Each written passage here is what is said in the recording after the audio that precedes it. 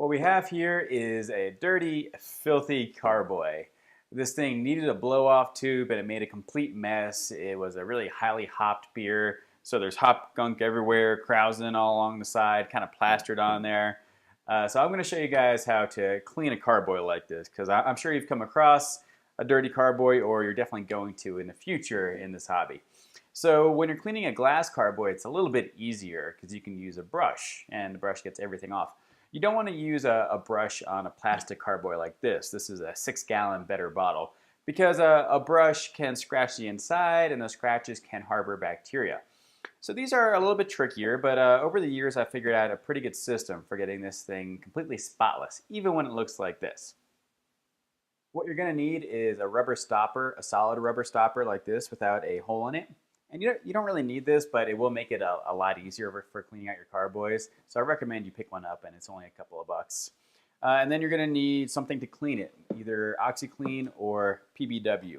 Now I know I usually recommend OxiClean, but in this situation where you really need something powerful, this is where I see PBW performing a little bit better. So this is actually PBW in an OxiClean container. And OxiClean works pretty well, but I'm going to use PBW because there's some nasty gunk on here. And then something else that you don't need, but it really helps, is this Carboy stand. And I'll show you how I use this in a minute. So first things first, you want to get really the loose stuff that's in here right now. You don't really need to, actually I'm going to put this down here and make this easier. You don't really need to add the OxiClean yet. You just want to get all the really loose gunk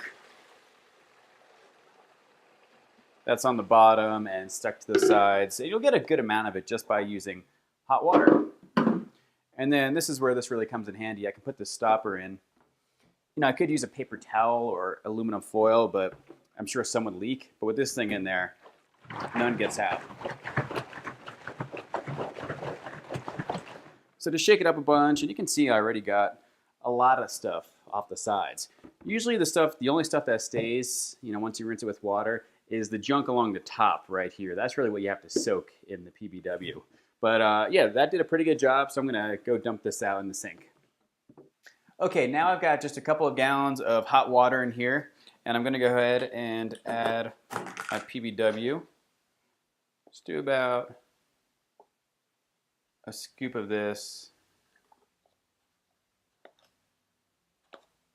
That's about a scoop. Okay. And then take the stopper, shake it up really well. So you can see that from here down is pretty darn clear already. That PBW really does a good quick job. But from here up, it's still pretty nasty. So what I do now after I shake it up, I turn it upside down on this Carboy dryer. I think that's what they call this thing, a dryer, because it's mainly used for drying out rinsed Carboys, getting all the liquid out. But I use it for this. And there we go. So I'm just going to let this soak for about 24 hours, and that should do the trick. First time I did this, I was pretty nervous about turning it upside down. I thought the stopper was going to come out and it would make a mess everywhere. But the stopper is pretty tight in there. I've done this a million times and it's never once come out. So you know, the benefit of this is that you can just put a couple of gallons in here. I didn't even need this much liquid. I could have gotten away with only a gallon. So you don't need to fill it up all the way, which you could do though if you didn't have one of these Carboy dryers. And also this gets to the very tip of the neck. There's a bunch of crud up in there, and so this makes sure that that stays soaked. So I really like this method. It has never failed me. I'll let it soak for 24 hours, and I guarantee when I come back and I shake it up, all this stuff is going to come loose. So then I'll just rinse it out with fresh water. And I don't need to sanitize it unless I'm brewing that day, which I'm usually not. So in that case, what I'll do is just rinse it out and then put it into storage.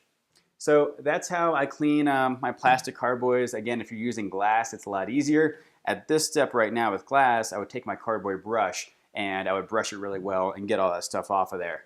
Don't want to do that with plastic because you're going to scratch it. So do the soaking method with either OxiClean or PBW, and it will make your plastic Carboy crystal clear. I guarantee you.